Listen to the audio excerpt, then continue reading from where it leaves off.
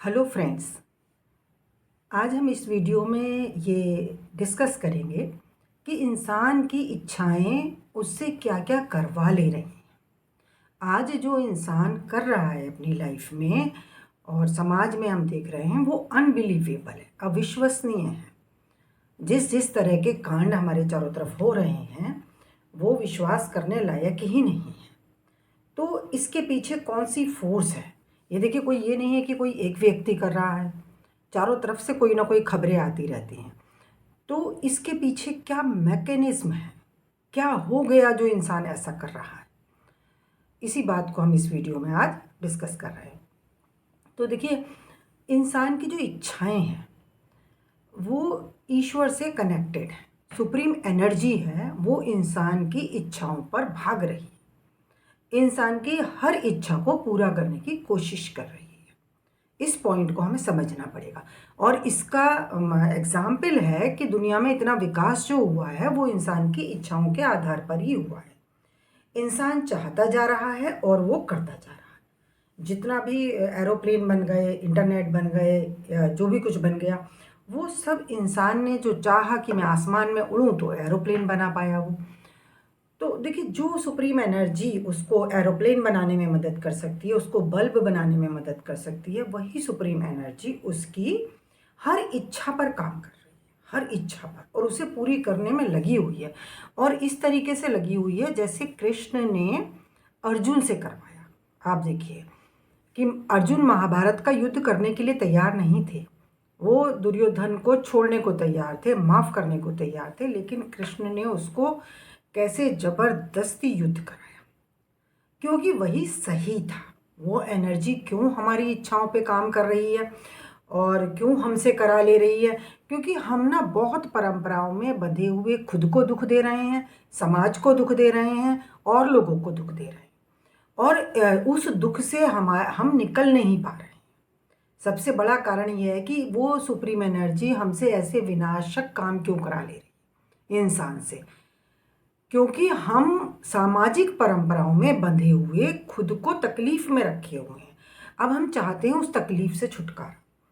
अब उस तकलीफ से छुटकारा कैसे हो? जब तक हम उन सामाजिक बंधनों से बाहर नहीं निकलेंगे तो हमें छुटकारा कैसे मिलेगा?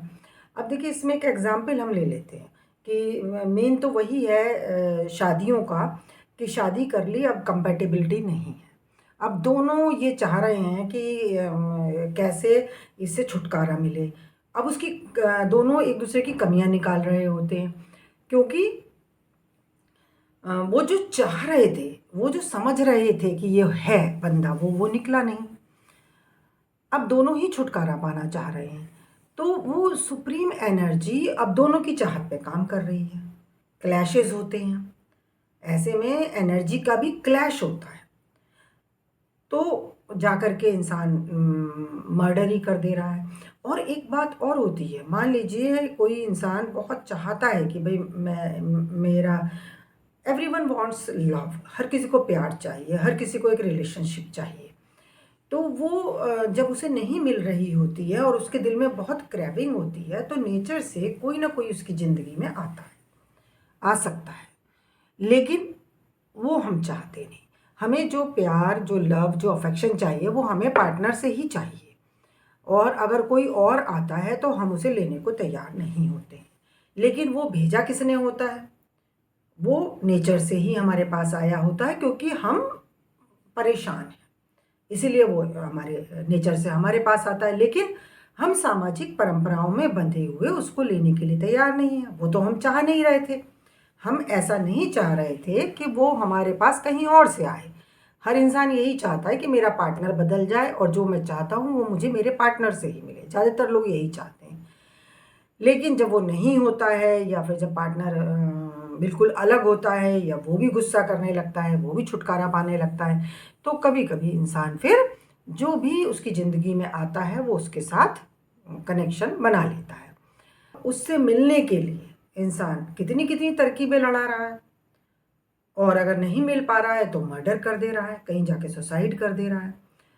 तो ये कौन करवा रहा है? वही सुप्रीम एनर्जी करवा रही है। वो चाहती है कि आपके दिल का दुख दूर हो, वो चाहती है कि आपकी इच्छाएं पूरी हों। और वो जो ये बंधन है, जो हमने सामाजिक नियम बना के जो हम इंसान को दुख दे रहे हैं, वो इन नियमों को तोड़ना चाहती। वही तो कृष्ण ने किया। भाई अर्जुन ये मान रहा था कि भी गुरु हैं, मैं इनके ऊपर धनुष बाण कैसे चलाऊं, मैं नहीं चलाऊंगा। तो कृष्ण ने ये समझाया, देखो ये तुम्हारे भले ही गुरु हों, भले ही तुम्हारे पितामह हों, लेकिन ये गलत के साथ खड़ी, ये दुर्योधन के साथ खड़ी और ये तुम्हें तकलीफ दे रहे हैं और ये गलत के साथ तुमसे युद्ध कर रहे हैं मिल करके, तो तुम्हें इनसे युद्ध करना पड़ेगा। तो जिस कृष्ण के एग्जाम्पल से हम समझ सकते हैं कि कृष्ण क्या करवाना चाह रहे थे, क्या कहना चाह रहे थे। कृष्ण ने अपनी पूरी लाइफ में यही किया, प्यार का संदेश दिया। उनकी रास लीलाएं कितनी पॉपुलर हैं।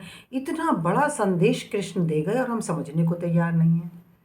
हम आज भी वहीं इंसान को बांधे पड़े हैं, उसकी इच्छाओं पर, उसकी ज़रूरतों पर ध्यान ही नहीं दे रहे हैं। तो फिर ईश्वर को भी बहुत वहाँ से फोर्स आ रही है। जैसे जैसे इंसान की इच्छाएं बलवती होंगी, वैसे वैसे ईश्वर की फोर्स उस पर लगेगी और या तो वो होगा।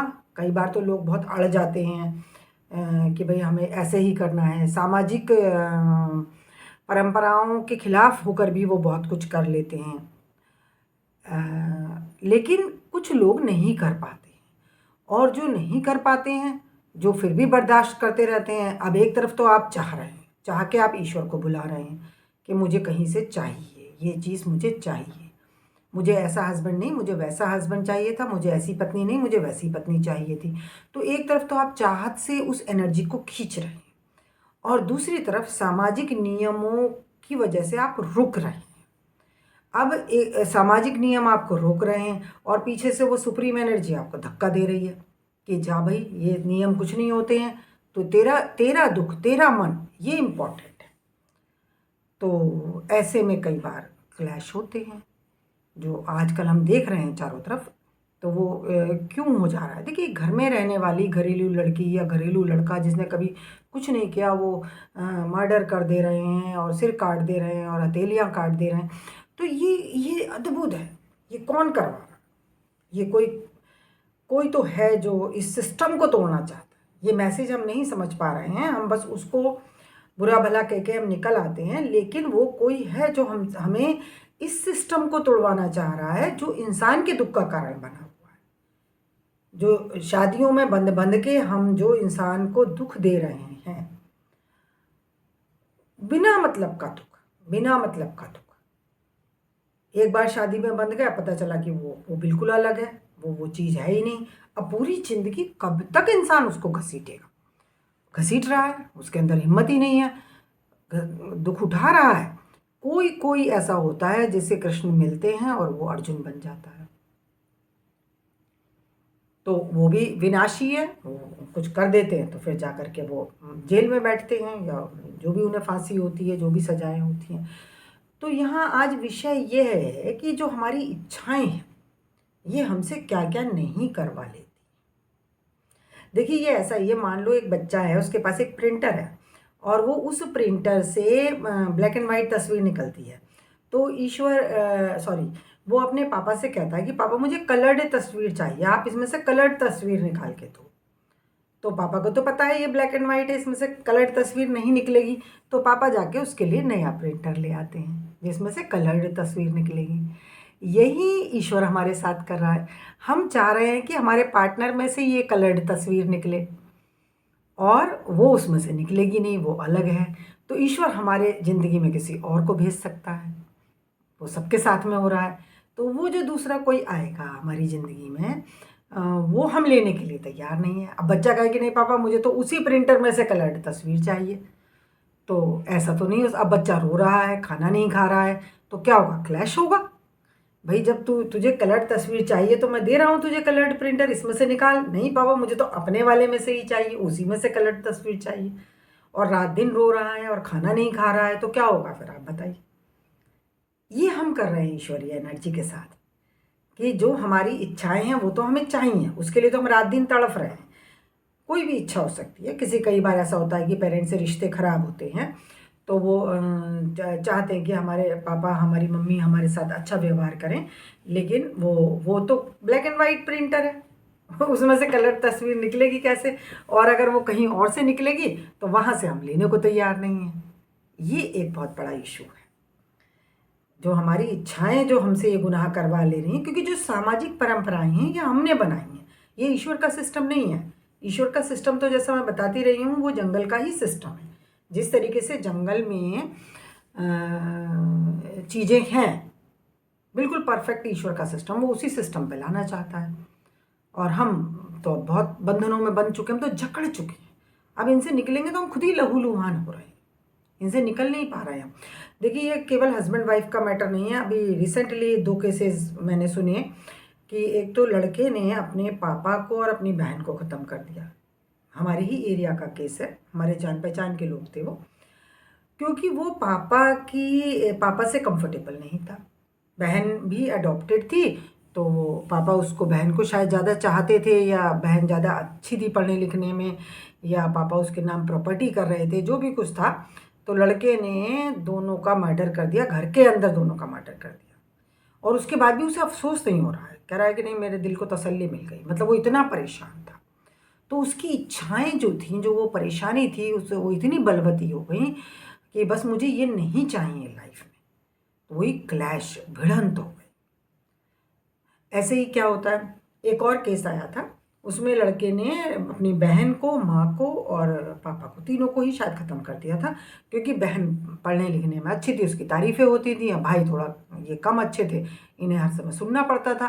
तो देखिए उसने जो मर्डर किया उसके पीछे भी एक कारण था कि उसे हर समय उस बात के लिए टॉर्चर किया जा रहा था जो उसका दोष नहीं था, वो डिफरेंट था।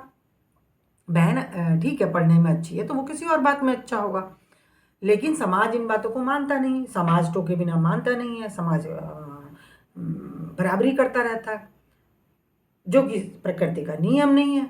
तो जब इंसान के दिल को दुख होगा, रोज रोज दुख दे रहे हो तुम उसे, रोज उसे बराबरी करके दिखा रहे हो, भाई तू भी पढ़ लेता, तू भी कुछ कर जाता है, ये तो निकम्मा है, ये तो ऐसे बैठा है। तो जो रोज उसके दिल पे आपके शब्दों का दुख जा रहा है ना, वो ईश्वर तक पहुंच रहा है। वो क्यों क्यों करवा रहा है? क्योंकि वो कोई मतलब ही नहीं है। हर इंसान अलग है, कोई कम करेगा, कोई ज़्यादा करेगा। अब ये भी नहीं कह सकते कि जो ज़्यादा कर रहा है वही अच्छा कर रहा है, ये भी नहीं कह सकते। हो सकता है जो कम कर रहा है वो अच्छा कर रहा हो समाज के लिए, वातावरण के लिए। और ये भी नहीं पता कि किसको सुख मिलने वाला है, किसको नहीं मिलने वाला है। तो हमने डिसाइड कर लिया ना, हमारी ईगो है कि वो जो पढ़ने लिखने में बहुत अच्छा कर रहा है तो बस वो अच्छा है, जो नहीं कर पा रहा है तो वो बुरा है। अरे भाई वो क्यों नहीं करना चाहेगा? उसकी मशीन, उसकी बॉडी वैसी नहीं है, उसका प्रिंटर ब्लैक एंड वाइट है, उसका प्रिंटर कलर्ड नहीं है। अब अगर आप उसको रोज रोज दुख दोगे तो उसके अंदर या उसके मन से कनेक्टेड जो सुप्रीम एनर्जी है वो विनाश करवाएगी। ये इसी पॉइंट को मैं आज समझाने के लिए ये वीडियो बना रही हूँ कि हमारी इच्छाएं कैसे हमसे विनाश करवा सकती हैं। और इसमें सिर्फ हमारी इच्छाओं की बात ही नहीं है, सोशल सिस्टम की भी बात है। वो भी लोगों को दूसरों के दिल को समझना पड़ेगा। देखिए ऐसा बहुत होता है कि बच्चे कुछ करना चाहते हैं लेकिन पेरेंट्स उन्हें कुछ और करवाना चाहते हैं। सिर्फ और पापा कहते हैं मेरा बहुत बड़ा बिजनेस है, ये संभाल ले, पढ़ के क्या करेगा, कितना मिल जाएगा तुझे, ऐसे तो मैंने 10 नौकर रख रखे हैं। लेकिन लड़के का उस बिज़नेस में मन नहीं है, वो कुछ आईआईटी करना चाहता है, वो कुछ इंजीनियर बनना चाहता है या कुछ और करना चाहता है। तो ऐसी कंडीशन में जब रात दिन पापा की नेगेटिविटी उसके ऊपर लगी रहेगी, नेगेटिव थॉट उसके ऊपर लगी रहेगी, और बच्चे का माइंड कहीं और, तो दोनों की इच्छाओं पे वर्क हो रहा है। तो ऐसे में बहुत पॉसिबल है कि वो बच्चा कुछ भी ना बन पाए, क्योंकि वो न्यूट्रल हो सकता है।